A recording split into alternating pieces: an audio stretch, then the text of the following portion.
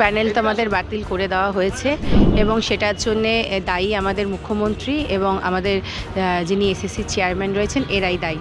পরীক্ষার কথা তো তুললেনই না, উনি বললেন যে ভলেন্টিয়ারলি কাজ করতে, অর্থাৎ আমরা সিভিক হিসেবে কাজ করব। চাকরি রাখতে হবে, থাকতে হবে, তবে আমরা স্কুলে যাব, স্কুল করব, সবই করব।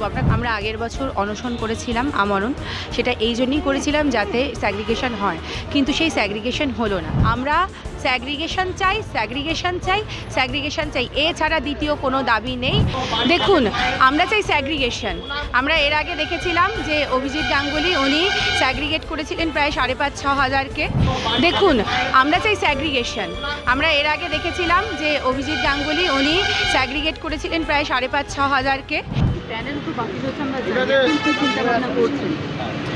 দেখুন, প্যানেল তো আমাদের বাতিল করে দেওয়া হয়েছে এবং সেটার জন্যে দায়ী আমাদের মুখ্যমন্ত্রী এবং আমাদের যিনি এসএসসি চেয়ারম্যান রয়েছেন এরাই দায়ী, মূলত মুখ্যমন্ত্রী। তার কারণ হচ্ছে স্যাগ্রিগেশন না করা একমাত্র কারণ, আর কোনো দ্বিতীয় কারণ নেই।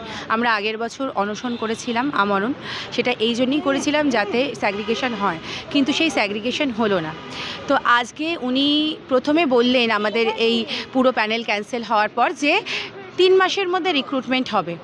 তারপরেই উনি তার পরের দিনই ওনার চেয়ারম্যান এসএসসি তিনি বললেন না, 3 মাসে সম্ভব না। আর তার 2 দিন পরে নেতাজি ইন্ডোর স্টেডিয়ামে 6 তারিখে তখন কিন্তু উনি আর একবারও এই পরীক্ষার কথা বা রিক্রুটমেন্টের কথা বললেন না, তুললেন না। আর সবথেকে বড় কথা, পরীক্ষার কথা তো তুললেনই না, উনি বললেন যে ভলেন্টিয়ারলি কাজ করতে, অর্থাৎ আমরা সিভিক হিসেবে কাজ করব। কিন্তু আমরা তো আমাদের সমাজে কোথায় ভলেন্টিয়ারলি কাজ করা দরকার সেটা আমরা জানি, আমরা করিও আমাদের ব্যক্তিগত জীবনে। কিন্তু যেটা আমাদের রুটি রোজগারের জায়গা, যেটা আমাদের খেয়ে আমাদেরকেও তো সংসার চালাতে হয়, আমাদেরকেও তো চলতে হয়, সেই কর্মসংস্থানের জায়গাটা যদি উনি নষ্ট করেন আমরা কোনোভাবে মেনে নেব না। তার জন্য যা যা প্রতিবাদ করার করব। আমরা স্যাগ্রিগেশন চাই, স্যাগ্রিগেশন চাই, স্যাগ্রিগেশন চাই, এছাড়া দ্বিতীয় কোনো দাবি নেই। উনি আমাদের যতই বলুন যে আপনারা শিক্ষক, আপনারা স্কুলে যান, আপনারা পড়াতে ভালোবাসেন, আপনারা পড়ান, আমি তো যেতে বারণ করিনি, কিন্তু কথা হচ্ছে ওনাকে আমাদের চাকরি রাখতে হবে, থাকতে হবে, তবে আমরা স্কুলে যাব, স্কুল করব, সবই করব, আমরা করতে চাই। কিন্তু আমরা আমাদের মান সম্মান এবং চাকরি জীবিকা হারাতে চাই না। জীবিকা হারিয়ে মানুষ বাঁচতে পারে না।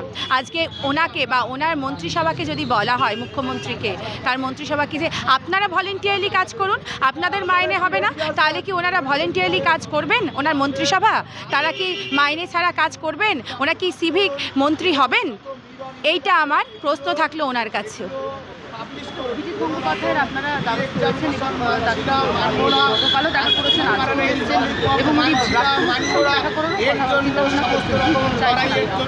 দেখুন, আমরা চাই স্যাগ্রিগেশন। আমরা এর আগে দেখেছিলাম যে অভিজিৎ গাঙ্গুলি উনি স্যাগ্রিগেট করেছিলেন প্রায় 5,500-6 হাজারকে এবং তারা 4 মাস তখন স্কুলে যায়নি। যদিও পরে মুখ্যমন্ত্রী আবার সুপ্রিম কোর্টে গিয়ে সেটার উপর স্টে অর্ডার নিয়ে এসে সেই 4 মাসে তাদেরকে এরিয়ার করে আবার মাইনেটা পাইয়ে দিয়েছিল। কিন্তু এখন আমার এটাই কথা যে স্যাগ্রিগেশনটা যদি উনি তখন মেনে নিতেন তাহলে আমরা বেঁচে যেতাম, এবং তার পরবর্তীতেও ওনারাও স্যাগ্রিগেশন করলেন না। তা আজকে অভিজিৎ গাঙ্গুলি বলছেন যে উনি স্যাগ্রিগেশন এখনও করা সম্ভব। তো আমরা সেটার দিকে একটা আশার আলো দেখছি। আমরা চাইছি স্যাগ্রিগেশন হোক এবং আমরা যারা যোগ্য তারা মাথা উঁচু করে সসম্মানে আবার স্কুলে ফিরে যেতে চাই। বাংলা হান্টের আরও খবর দেখতে নজর রাখুন। বাংলা খবর মানেই বাংলা হান্ট।